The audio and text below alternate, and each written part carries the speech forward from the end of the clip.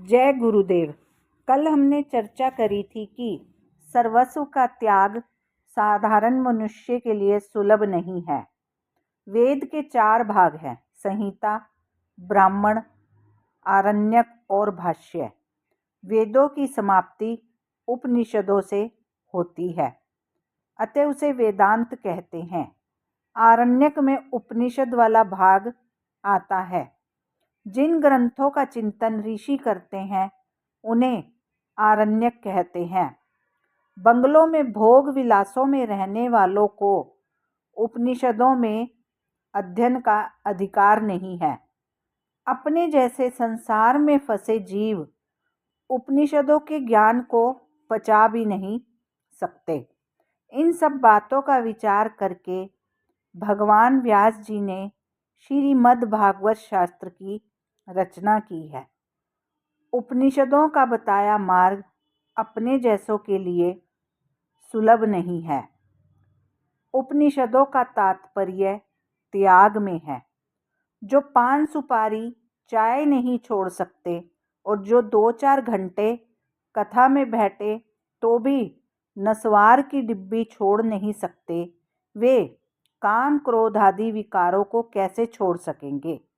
जो काम सुख का उपभोग करते हैं वे योगाभ्यास कर नहीं सकेंगे। भोगी यदि योगी होने जाएगा तो वह रोगी हो जाएगा। ज्ञान मार्ग में जिसका पतन होता है वह नास्तिक बनता है। योग मार्ग में जिसका पतन होता है वह रोगी बनता है। भक्ति मार्ग में जिसका पतन होता है वह आसक्त बनता है। कलयुगी मनुष्य योगाभ्यास नहीं कर सकता। इस भागवत शास्त्र की रचना कलयुग के जीवों का उद्धार करने के लिए ही की गई है। श्रीमद् भागवत में एक नवीन मार्गदर्शन कराया गया है। हम घर बार और धंधा नहीं छोड़ सकते हैं। ऐसे कहने वालों को भागवत शास्त्र कहता है, निराश न होना, सब कुछ छोड़कर जंगल में जाने की जरूरत नहीं है।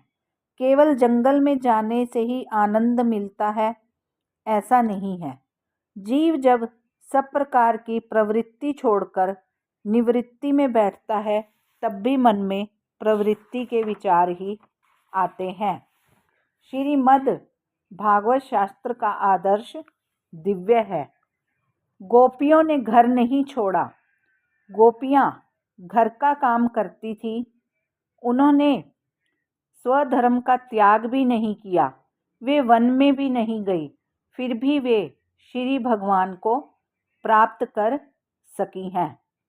श्री भागवत शास्त्र ऐसा मार्गदर्शन कराता है कि योगी को जो आनंद समाधि में मिलता है वही आनंद आप घर में रहते हुए भी प्राप्त कर सकते हैं। जय श्री गोविंद। शेष चर्चा कल। अगर आपको मेरा चैनल अच्छा लग रहा है तो लाइक, सब्सक्राइब और शेयर अवश्य करिए।